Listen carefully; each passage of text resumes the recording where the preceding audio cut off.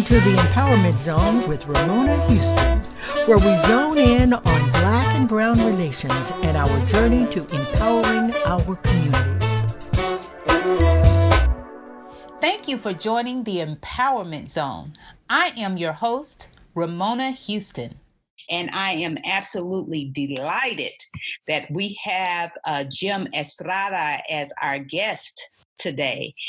Jim is a nationally recognized pioneer in ethnic marketing and communications with over 30 years of marketing and public relations experience. He founded Estrada Communications Group in San Antonio, Texas in 1992, and subsequently coordinated the simultaneous launch of the Texas Lottery in 15 cities. Jim continues to provide the most renowned corporations, public and nonprofit clients with his expertise and counsel in areas of culturally relevant communication and marketing to emerging target audiences. Jim and I have been friends for many years. We actually met at the airport. I think that might have been Kansas City when I was going to attend a Rainbow Push and LULAC conference. They were just happened to be in the same city, I believe. And we met at the airport and been friends since. Jim is also the author of the ABCs and Inye of America's Cultural Revolution, a primer on the growing influence of Hispanics, Latinos, and Mestizos in the USA. It is a must read. I have the book for any of you who want to learn and know more about the Latino communities. Welcome, Jim. Thanks for being my guest today. My pleasure. It's my pleasure.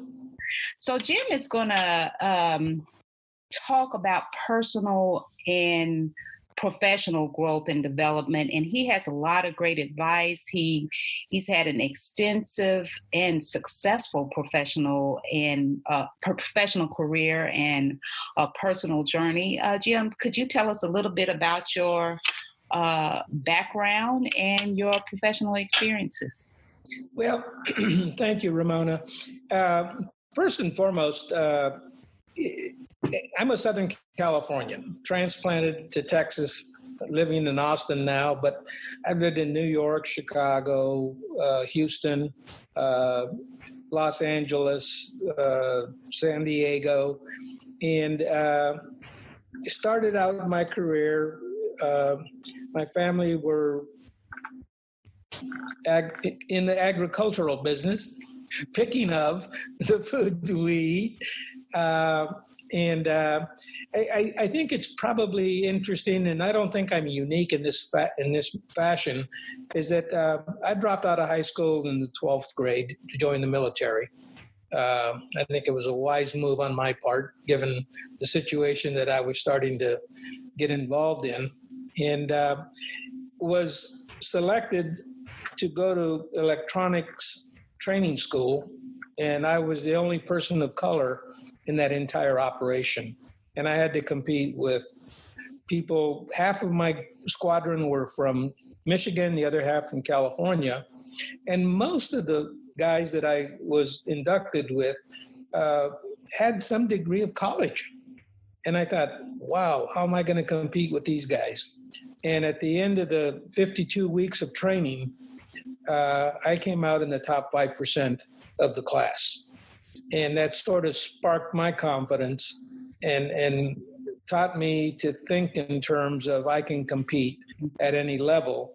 All I need now is the union card, as my dad used to call college degrees. He says, that's the new union card.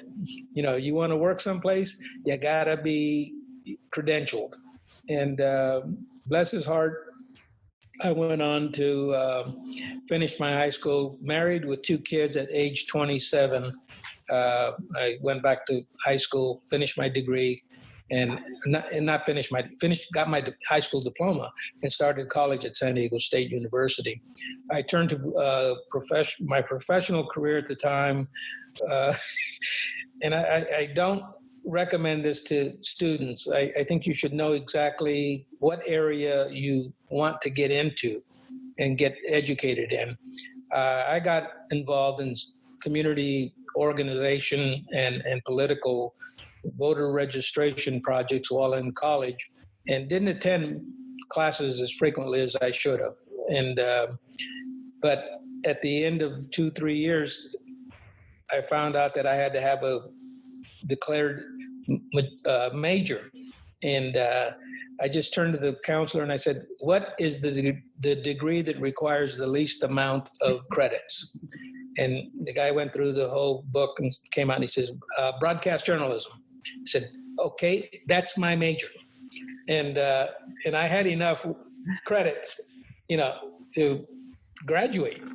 And in the meantime, in my senior year, I also was offered a position, an internship at one of the local AM, FM, and TV stations, which I immediately jumped on because it was a paid internship in those days. And so I went into the news business, and which was, in my circle of friends, was a little bit different than most people's interest in education, social welfare, things that related to the community. I got hooked on journalism and on influencing people's levels of awareness.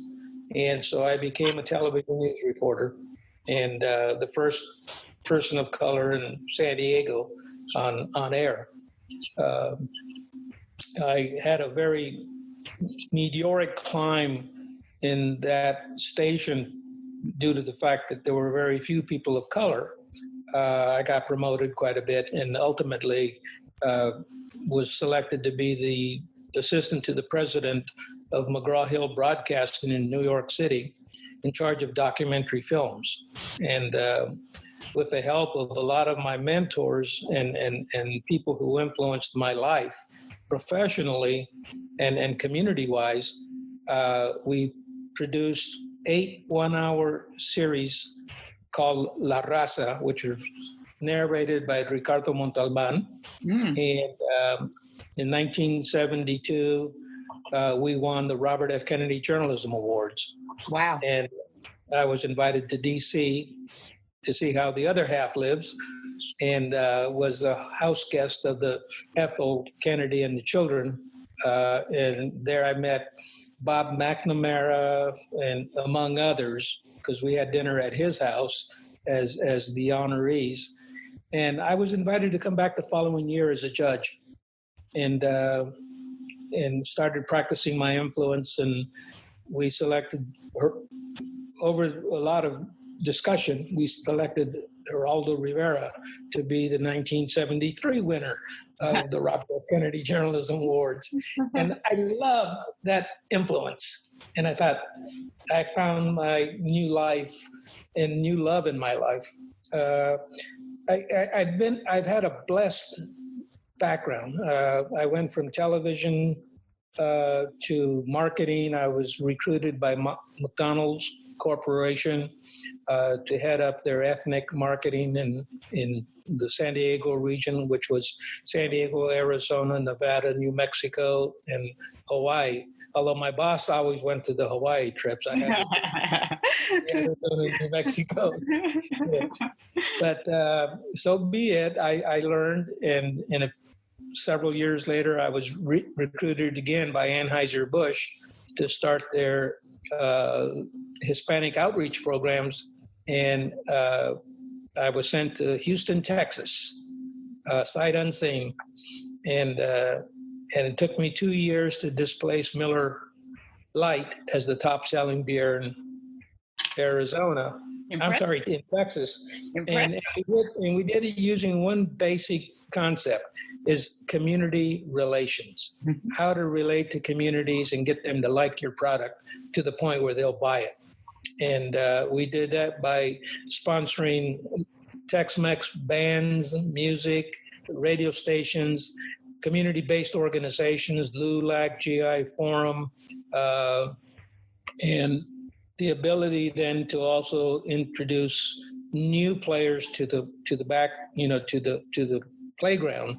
And back in those days, I funded the first statewide organization conference for what was to become the Hispanic Women's Network of Texas. And with the monies that we gave them from Anheuser-Busch, they have produced probably more than any other community-based organization, more elected officials throughout the state of Texas. And started me on a road in developing just a tremendous number of contacts and relationships and friendships that live to this day.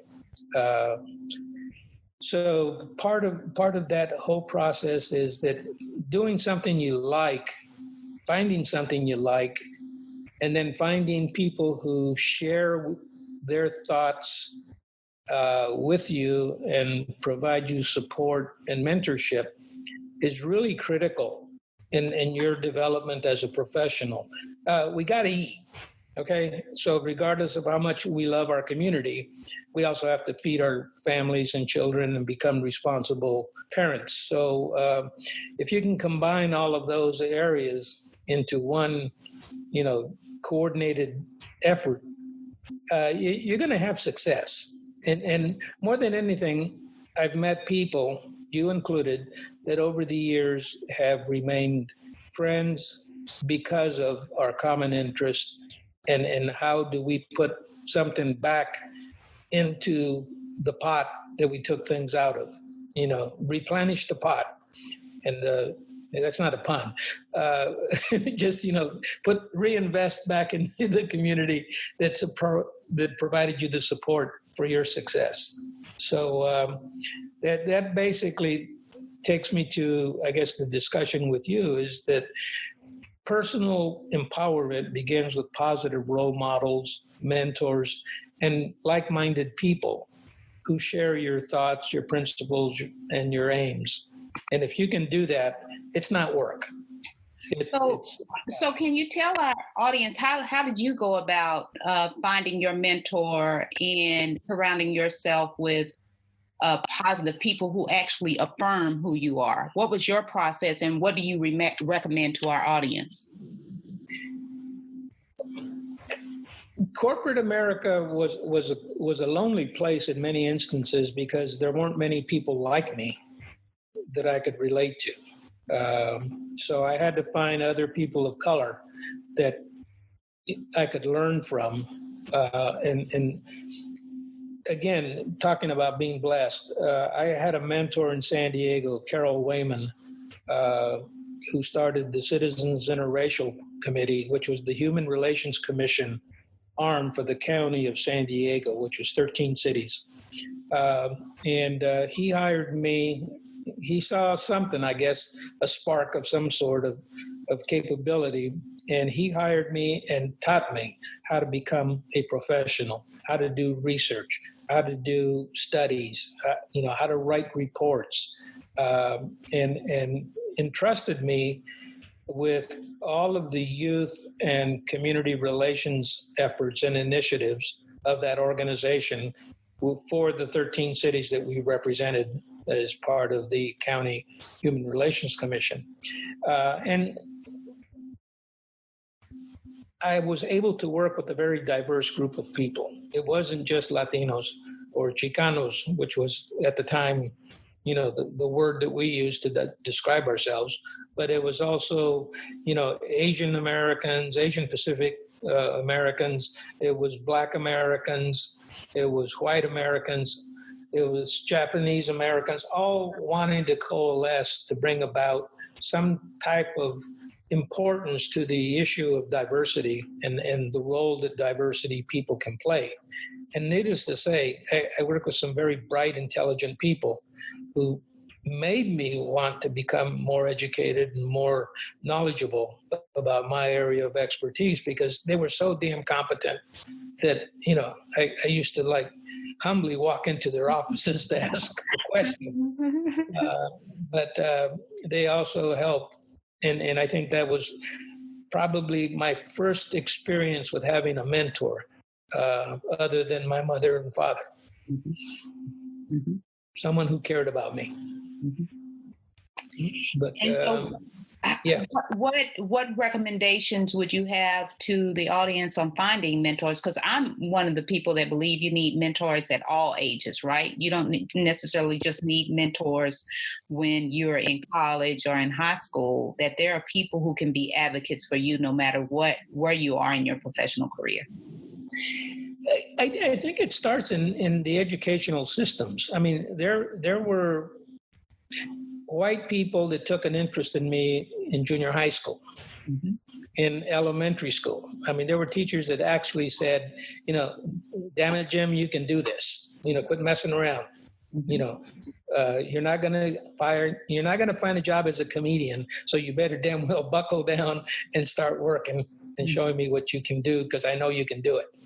And that started, I guess, the wheels turning in terms of, wow, I come from a construction background. My dad's a construction laborer. All my brothers were in the construction industry. And I used to paint cars and pinstripe and do flames on cars as a kid. And at 15, I was making as much money as my dad. Okay. So I started losing interest in school, and I liked the idea of making money. I guess I was a natural born entrepreneur. Okay. But in college, I learned that entrepreneurship and capitalism wasn't, seen as the escape system from the barrio or the ghetto. Okay, so I was sort of torn, but I started finding people who said, "Hey, if you're good at something, stick with it." In times like today, even if we don't have a career or a skill that we can sell to people, we're hurting. So to me, it's, develop skills, useful skills. My dad taught us how to fix everything around the house. My mom taught us. There was seven of us, 6 boys and 1 girl. My mom taught us all to cook, iron, sew, clean house, mop, clean toilets, make beds. My dad taught us everything outside the house in terms of repairs: cement finishing, concrete, carpentry, mechanical repairs to the cars. And we became very resourceful people. Even my sister can hit a nail, okay, and saw wood. I mean, that was just the way that we were raised, with resources. And that mentorship developed an attitude about, we'll never starve. Okay, I can mow lawns if I have to. And the humility that my mom and dad taught us, I think, is also a strength. Is that, hey, the sun shines on you too. You need to be prepared to do what it takes to take care of your family and your people. So humility is also something that you have to develop, a skill. You have to hone humility, because sometimes things don't go your way. And you got to be ready for those days by virtue of saying, I'll do what I need to do to get along. So it sounds like your parents were extremely influential to your development. And so I'm sure that makes you a family man. So, and very much connected to your culture as well. Talk a little bit about that and your personal life in terms of being Chicano, Mexicano, and how culture and family is so important to you. My mom and dad my mom's 8 generations New Mexican. My dad is first generation Mexican American who moved to Colorado and provided sugar beets to the federal government during World War II. And they were entrepreneurs, okay? Yet they were a mixed marriage when my mom married an indigenous native who happened to be from Mexico. Yes. And my mom's family claimed to be Hispanic or Yes. Spanish. Spanish. Spanish. Okay. And In the tradition of New Mexicans, right? yeah. New Mexicans, for the most part, are very proud of their Spanish background. I'm proud of my Spanish background. Okay, but I'm like, I did Ancestry, and I'm 55% Native American. So if you're gonna, cut it down to the basics, I'm more Native American than I am Spanish. My youngest brother is 67% Native American. So, genetically, and he looks the part. He looks very stoic and chiseled and just an outstanding young man. But I think that sort of put me on track for understanding who I am, where I come from, and the importance of knowing your history, which is one of the reasons I wrote the ABCs and Enya of America's cultural evolution, is that 500 years in the Americas has taught us as Mestizos, which is the cross. Mestizo is similar to mulatto.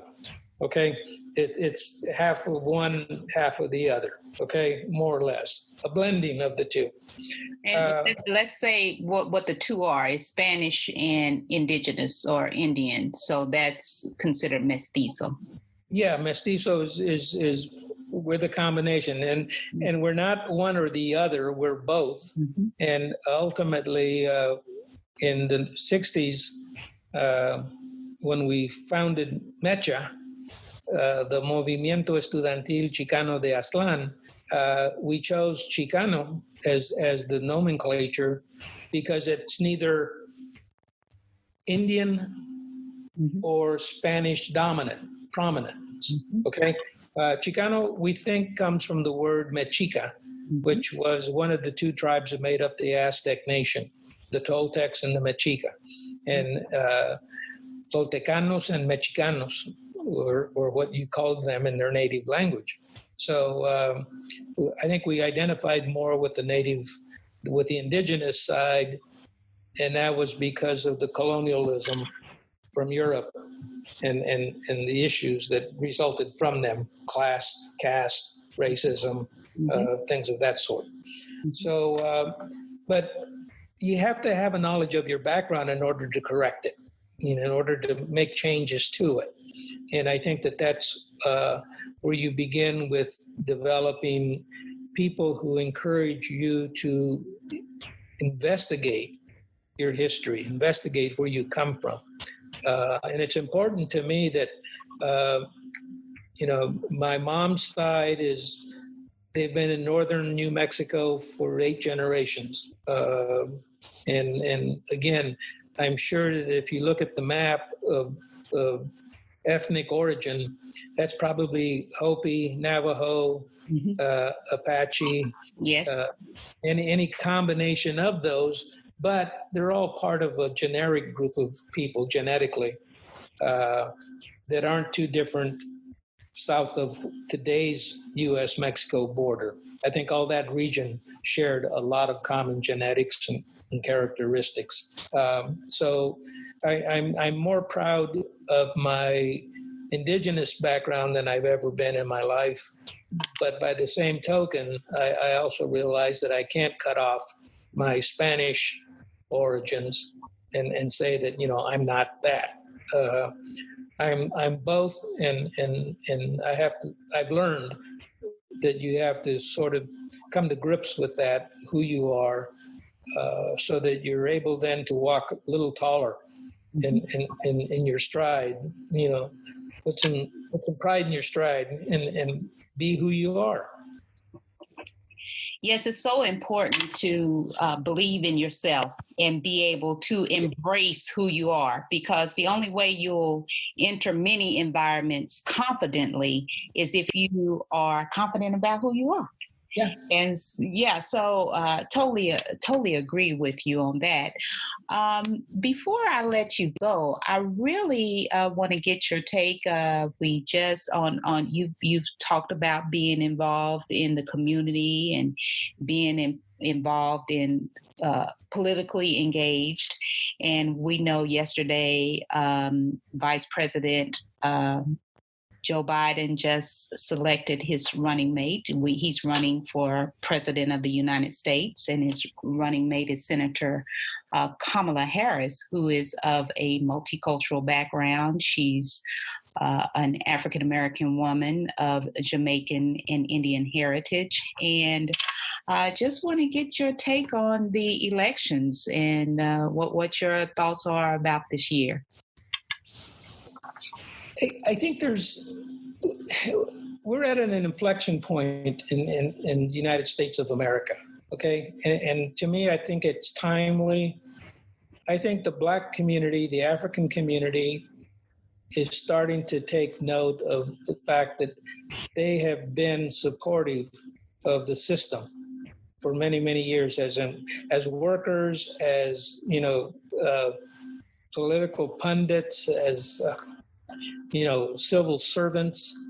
But more importantly, I think that one of the things that I've noticed, and Kamala Harris is a product of that effort, is that you have to be involved in the organization that you want to change. Okay? I learned that in corporate America. If you're going to change corporate America, you can't do it from outside. You got to infiltrate it, you got to get inside of it, and you got to find out how it works, when it works, if it works. And, I got to the point where I could tell you when a left-handed, brown-eyed, 5'7" individual buys beer on any given day of the week across the United States. Okay, those dynamics, those demographics, those characteristics of a consumer. Believe me, corporate America knows us better than we know ourselves. Okay, in terms of our buying patterns. And if you look at the Hispanic market in the United States, 300 of the 330 million, we represent upwards of 55 million of the U.S. population. We turn out 18-year-olds, about 1 million 18-year-olds a year who become eligible to vote. Black people have voted for years and have been probably one of the strong parts of the Democratic Party in terms of voter turnout. It was time for this to happen. And I'll tell you what, of the 6 to 8 vice presidential candidates that Joe Biden had to select from, any one of them would have been great, okay? What I think is greater is the fact that the remainder of them are probably cued to be critical players in his cabinet and in heading up different divisions and departments that today are not addressing the diversity and the needs of working people in America. So I think it's a wonderful day for all of us, and especially should be a prideful day for African Americans.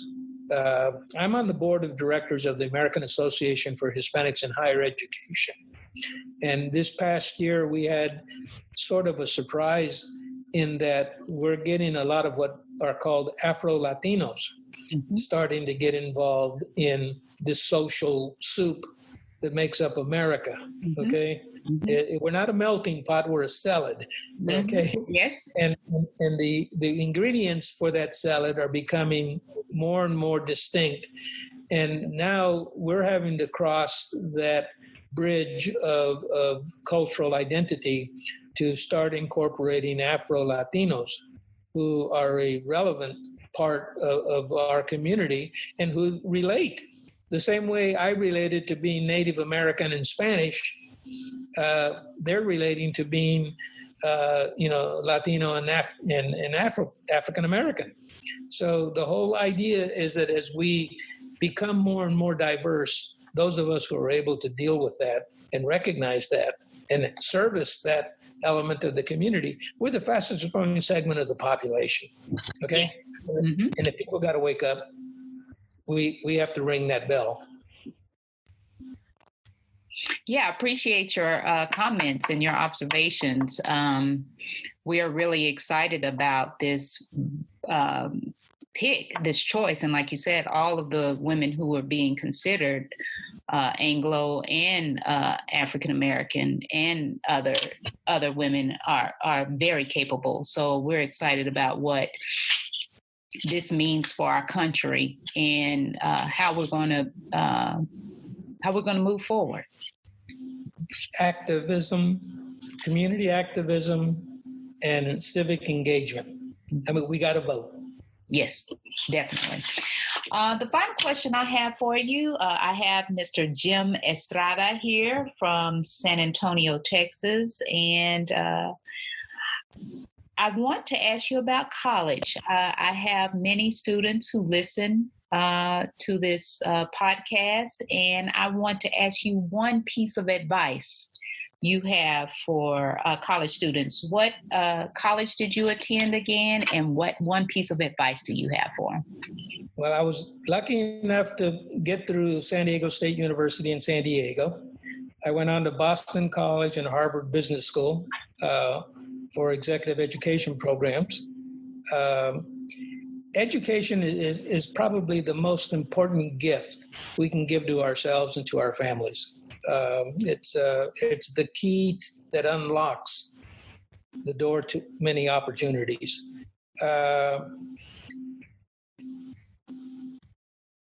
You have to make a commitment to learn, okay? And I don't think college is the only place to learn, okay? You can learn at home, you can read books, you can read Time magazine, you can read a newspaper.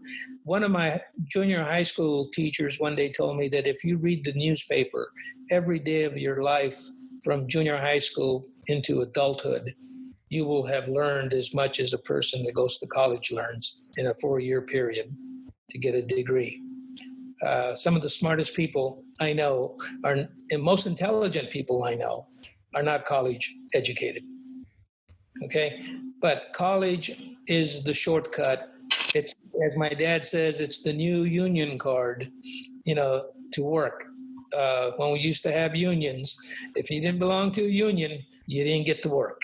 Okay, and it's the same thing with the college education. If you don't have that diploma, it's going to be more difficult for you to get one of those high-paying jobs that pay good money. I love cars. Okay, I always loved cars as a kid, and to me, if you love cars, you want to have one, and you want to have the dream car. It costs money. Okay, and if you love your wife and your family, more than likely she wants a nice house.